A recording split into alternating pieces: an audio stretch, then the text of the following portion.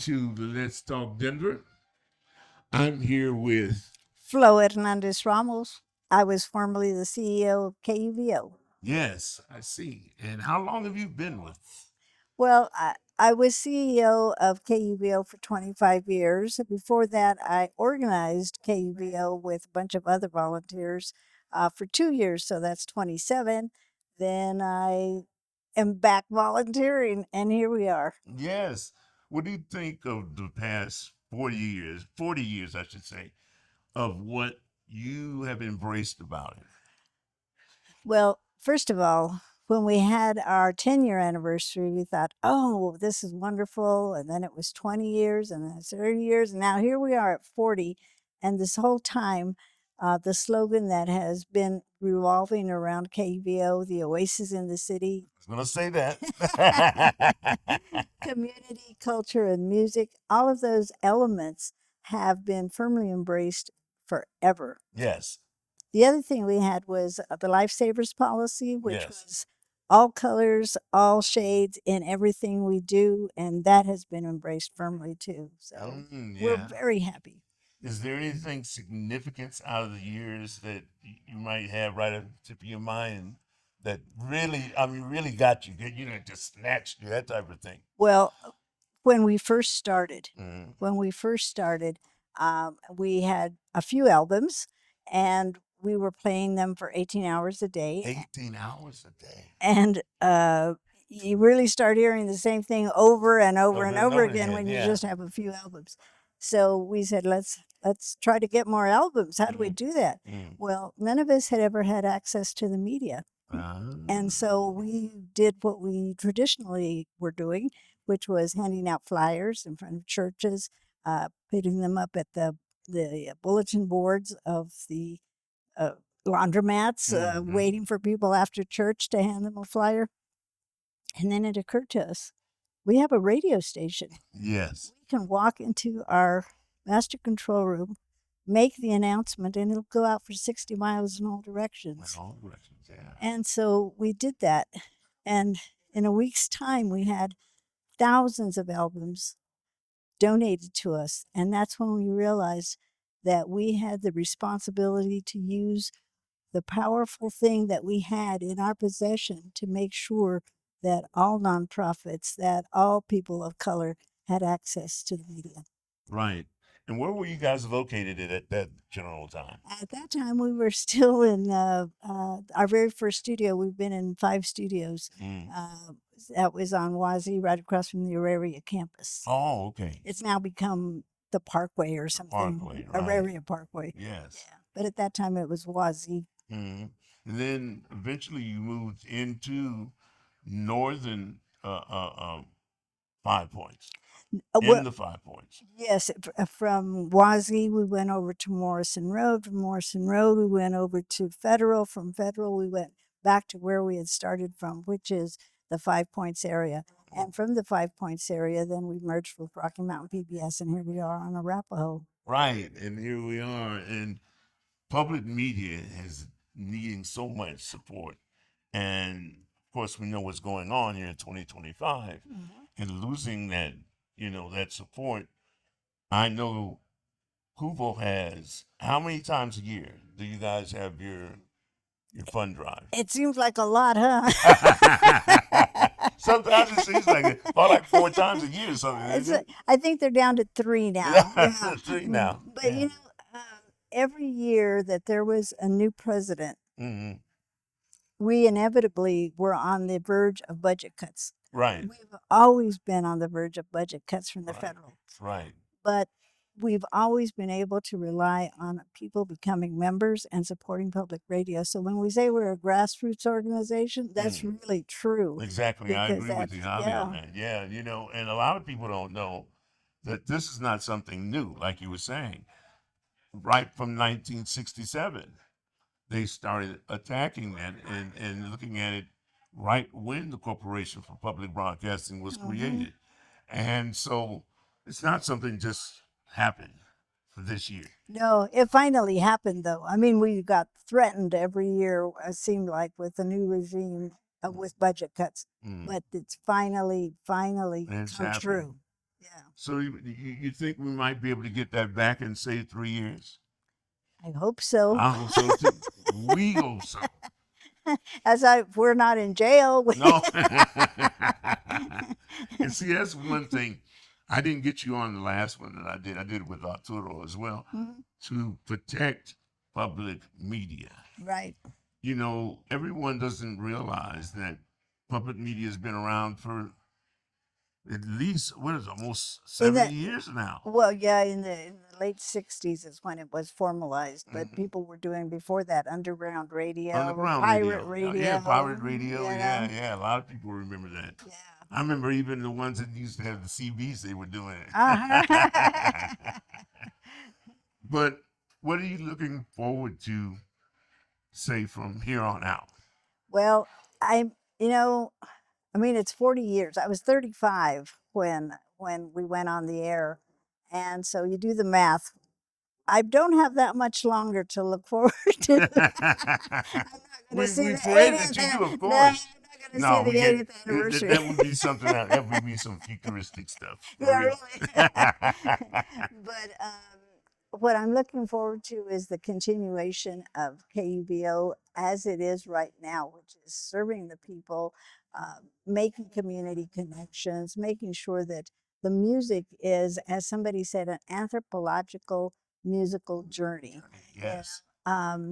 When we started KUVO, we created it because in order to hear what we weren't hearing. And what we weren't hearing was people of colors, music, their accomplishments, the fact that they were a people that could be good neighbors, not not somebody to be feared, as was always we were always portrayed as people to be feared in the media, and so we tried to be the opposite of that, and I look forward to that continuing. Well, that's excellent, and you're right. I mean, the thing of it is that we know living in the United States that people of color have always had things difficult. And even though we're going into a 250th anniversary of the United States, right? A lot of things still haven't changed, and we know this. But the fact of the matter is that to have that support, and then, like I say, going back to public support, is strongly needed. And the fact of it is that a membership is not very much. It is not. It is anything you want it to be, actually. It's $5 a month, You don't even notice that if you do it with the automatic deduction.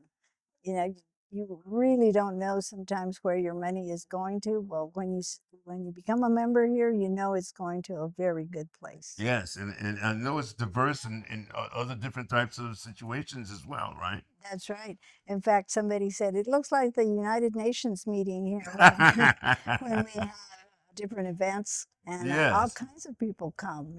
It's people that you might not imagine would be coming. They do come, and so we like that mix of people.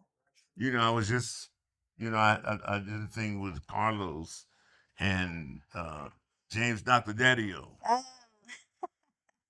And it was the 20th, which we don't have anymore either now, the 20th Jazz Festival. Oh, the in Five the Five Points. Points. And so, which is, I mean, they turned it around. We understand how things can be that way and the politics of it as well. But still and yet, we support that. We always have been. And, I have a background of the jazz world as well. That's kind of what brought us to Denver, my father. And, which will be another story later. This is your story. Okay, and right, getting back to that about the membership and everything, you guys give out some really cool swag and everything. That's right. Tina Cartagena is the one that designs our swag, and so I hope that tradition carries on too, because Tina's she's not a spring chicken, Okay.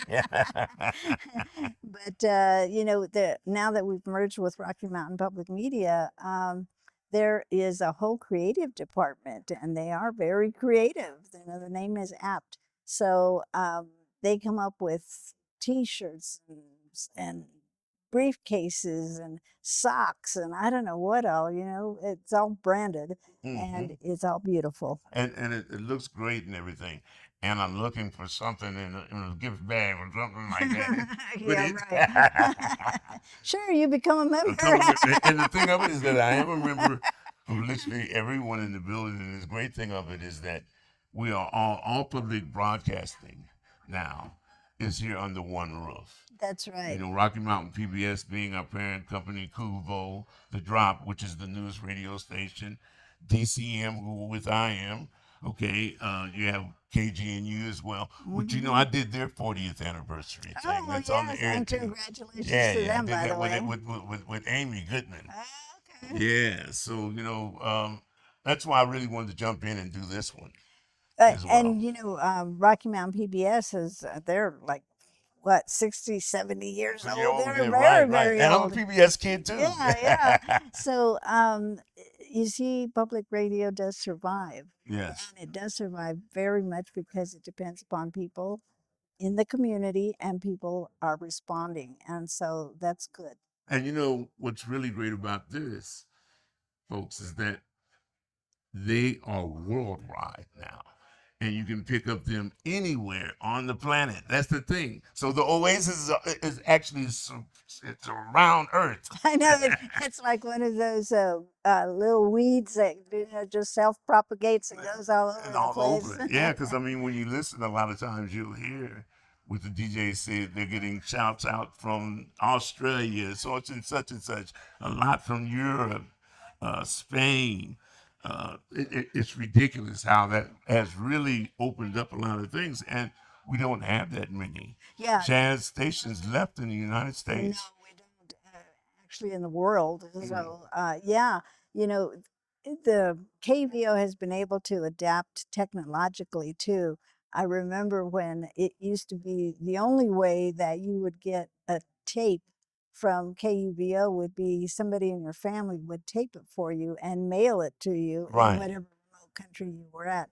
We just came from city council, and one of the councilwomen, Diana Romero Campbell, said she used to be a Peace Corps volunteer, and her parents would mail her tape of KUVO every week down in Honduras. Is that right? Yeah, and I remember sending our reel-to-reels to Trinidad, Colorado, because they wanted to rebroadcast Canción Mexicana from KUVO. And so that was the only way that things were happening. And then little by little, as the technology expanded, we expanded with it. And before you know it, we're worldwide. I can't imagine that. And it did start out Hispanic at first, right? That's right. And it evolved from that because and a lot of people don't understand, especially about jazz, most of them, is that a lot of the more modern beats are exactly that. They're Latin beats. And that was one thing having a father as a drummer. Oh, so, and right during that time, when it became really popular was calypso, right? And blame it on the bossa nova. And bossa nova,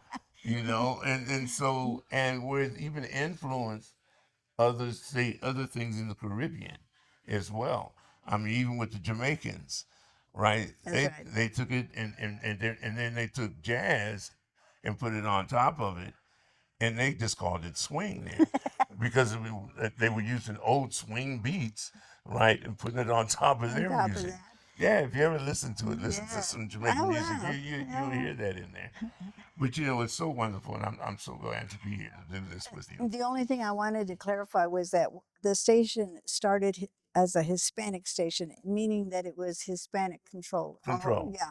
But the format has always been jazz, even though at that time we didn't know exactly what jazz was, and it wasn't until Carlos came on a couple of years later that he refined it for us.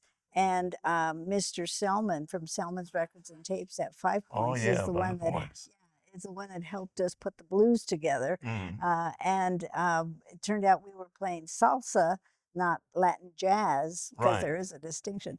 But we always started with that as a format. And it was always an English language format because Even though we initially thought we were going to be a Spanish language station, it turns out that 85% of the Latinos at that time did not speak Spanish and were not utilizing Spanish language radio. So, you know, you're a public radio station, you don't want 10% of 15% dependent, supporting your station. You need to have the bigger majority. So we went with the English language because Latinos were speaking English. Right, right.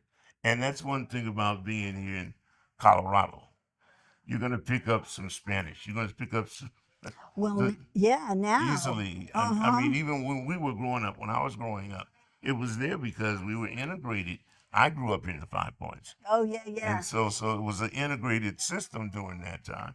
And so you're going to pick it up. And then as kids, you know, you're going to pick up language. Yeah, some language you don't want. But some language your parents don't want. Yeah, your parents don't want. Yeah, so we kept to ourselves. But it's wonderful to have you today to give your testimony on what it is.